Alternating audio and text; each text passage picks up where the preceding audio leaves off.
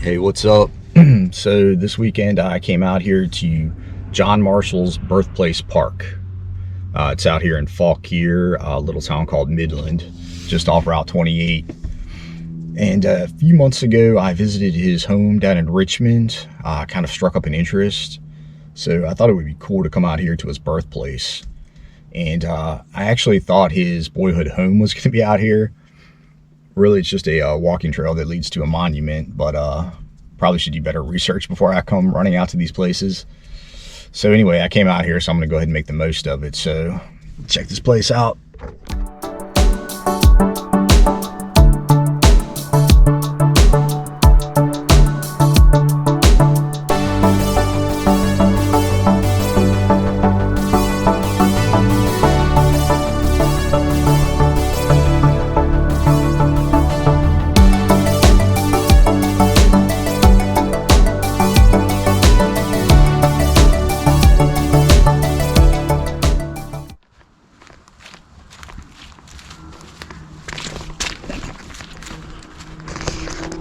All right, so yeah, a little muddy out here, but not too bad. And I guess I'll go ahead and ramble on some about John Marshall. And hold on, let me put my shades on.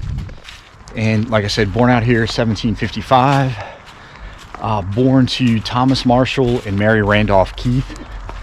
And yeah, she's part of that famous Randolph family here in Virginia. And she was actually a granddaughter of Thomas Randolph from Tuckahoe fame. And I did a video on Tuckahoe a while back. And if you want to hear me ramble on for about 5 minutes about the Randolphs, you can check that out. And then she was also second cousin to Thomas Jefferson. And yeah, so anyway, yeah, they moved out here just a few years before John was born.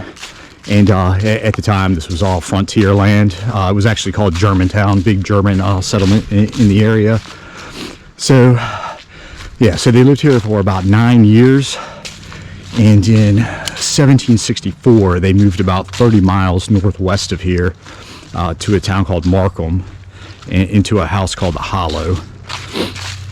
And lived there for about another 9 years. And let's see, 1773, they moved just a few miles away to this place called Oak Hill.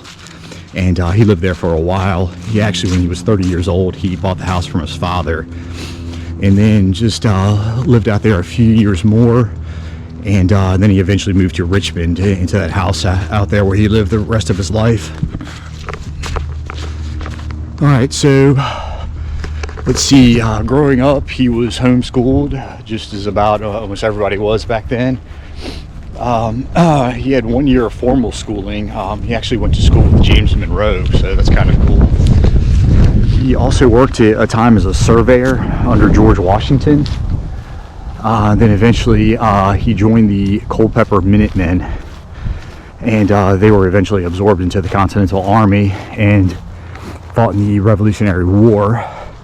Fought in several battles, and he actually stayed in winter out at Valley Forge. And this looks pretty nasty.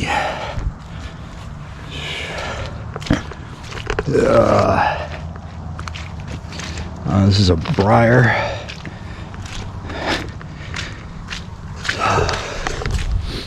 Yeah, so yeah, he had a military career. After that, he went to William and Mary, just as about all these guys did back then. And yeah, that's where he got his law degree and began his political career. And let's see, he was on the Virginia House of Delegates. He was delegate to the Virginia Convention to ratify the Constitution, and eventually became Secretary of State under John Adams. Here we go. And before I check this out, I'll finish my ramble. Yeah, I was Secretary of State, and then of course he was appointed as Chief Justice, where he served for 35 years.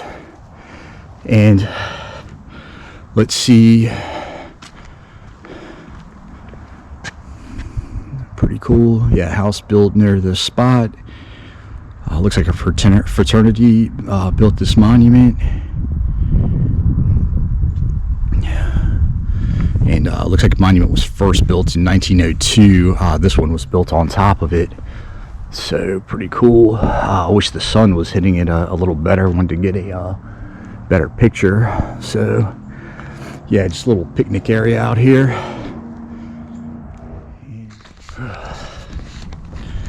All right, pretty cool marker. And I guess I'll go ahead and finish up. So like I was saying, he was Supreme Court Justice for about 35 years.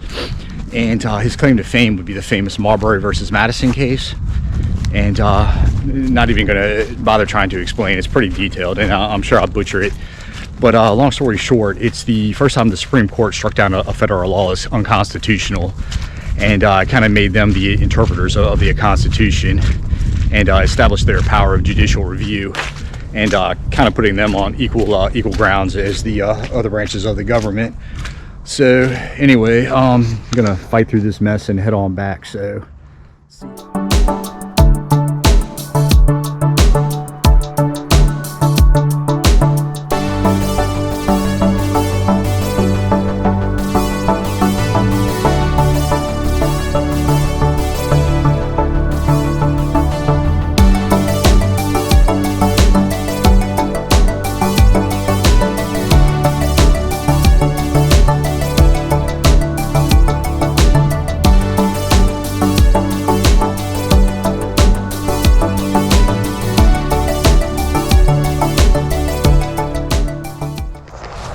So I decided to get a little crazy.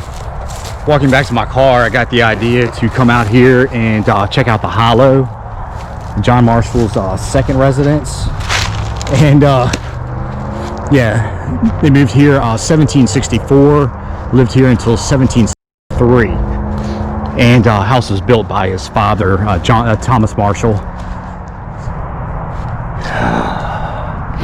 It's like an old farmhouse.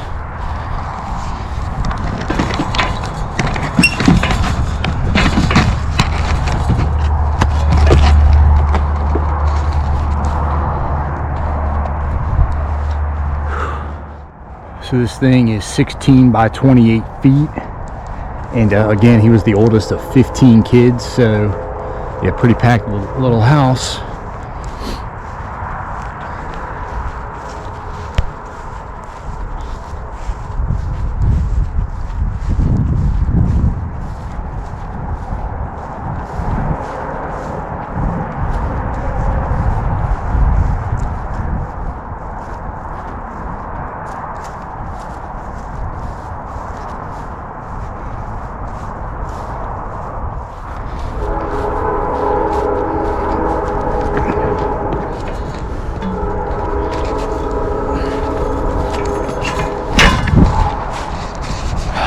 All right, that was fun.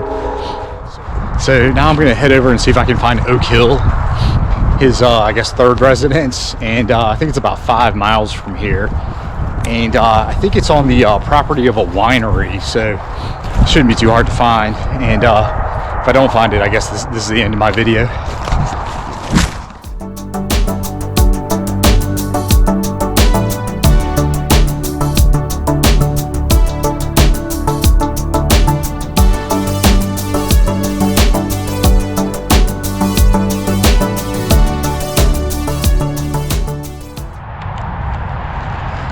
All right, so made it out here, and yeah, I'm at Oak Hill, and like I say, it's now a winery, and house is up this road. It's now a private residence, so don't want to drive up there, and wineries back that way. I think I'm going to fly my drone over there actually, but just to let you know, he moved in here 1773, 1780s, I think 1785, bought the place from his father, and owned the house for the rest of his life, although in 1790 he had moved to Richmond. That's where he actually resided, and eventually the house was passed on to his son. So anyway, gonna fly my drone and get out of here. See ya.